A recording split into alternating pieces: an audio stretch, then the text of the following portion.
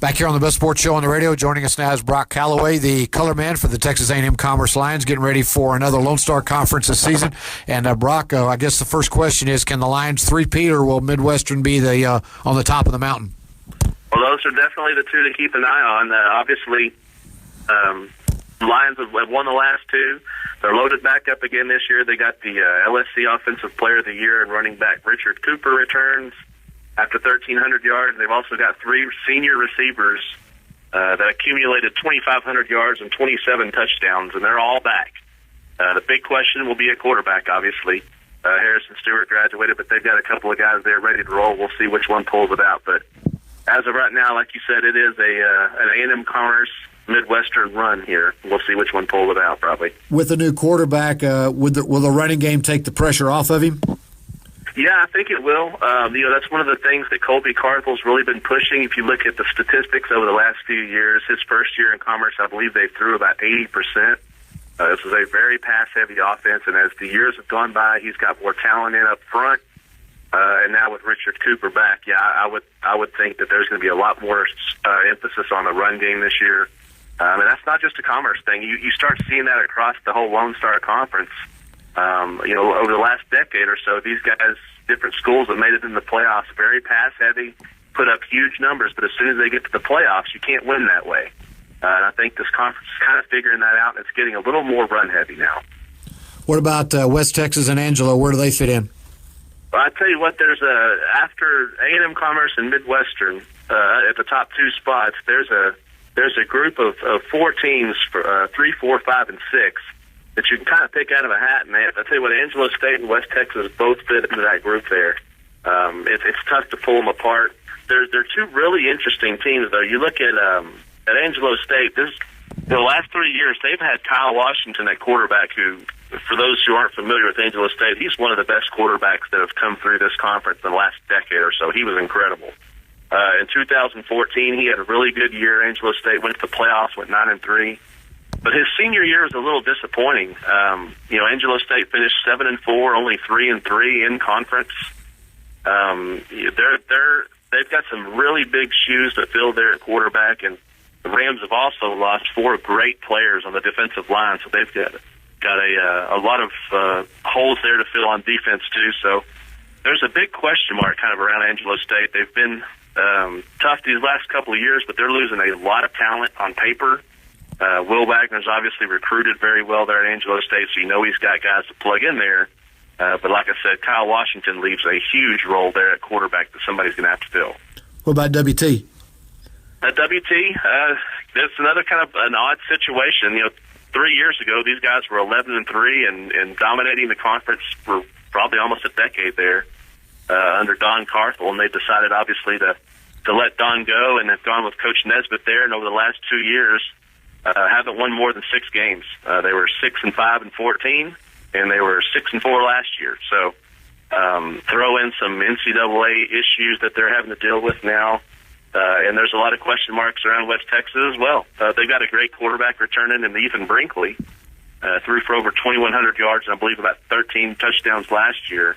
So they've got some talent at quarterback as opposed to some of these other teams that we've talked about that have that role open right now.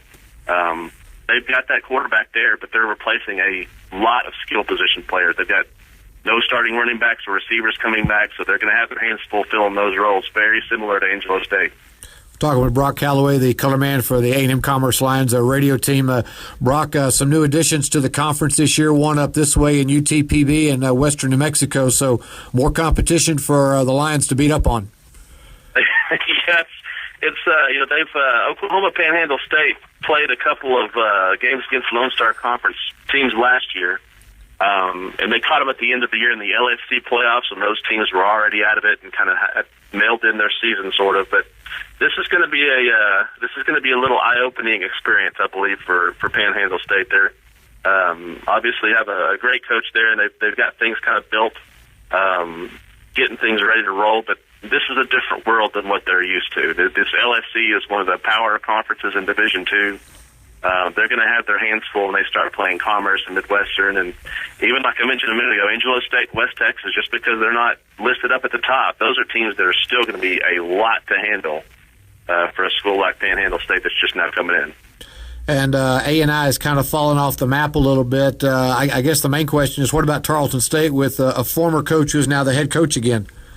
Yeah, Todd Whitten going back there to Tarleton State, and I tell you what, they've got their hands full. That the defense I saw there last year was possibly the worst defense I've ever seen in the Lone Star Conference. So Whitten's proved before that he's up to the challenge. He's won a Lone Star Conference title before. He's back for a second role here, but that defense, it's going to take a little while to fill those gaps that talent-wise they were just not there last year.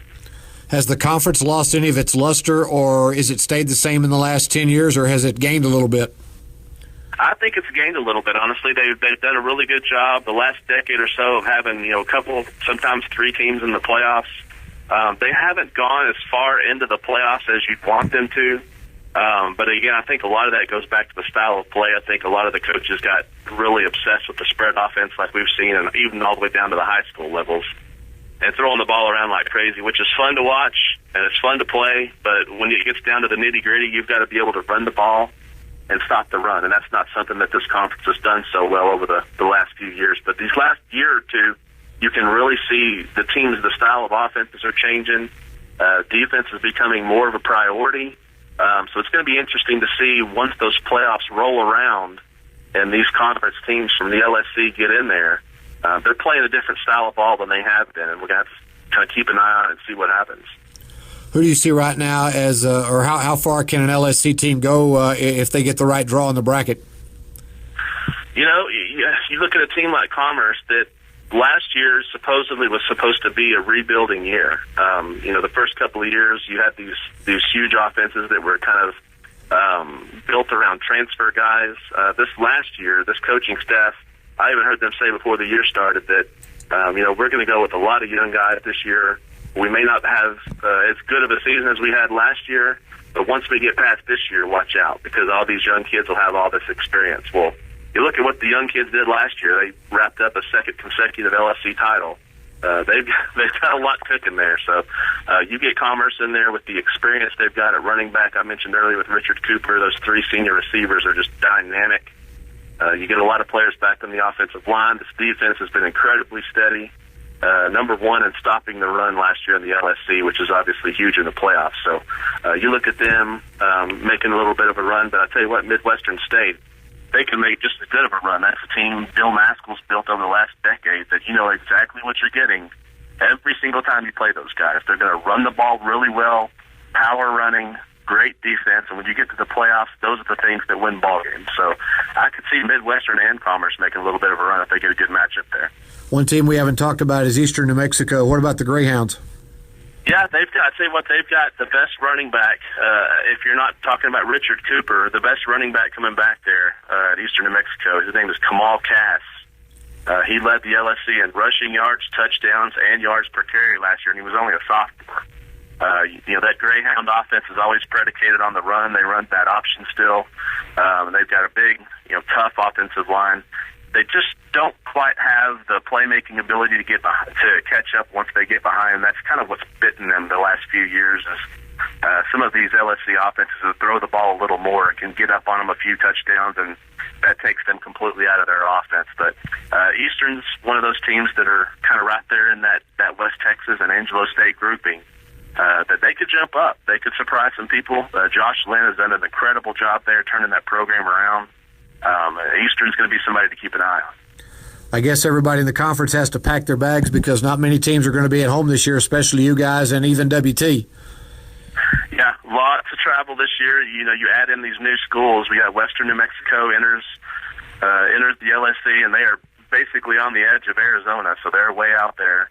Eastern New Mexico has always been far out west. Oklahoma Panhandle State comes in up north, and then obviously UT Permian Basin there by you guys. So the conference geography has definitely shifted to the west, that's for sure.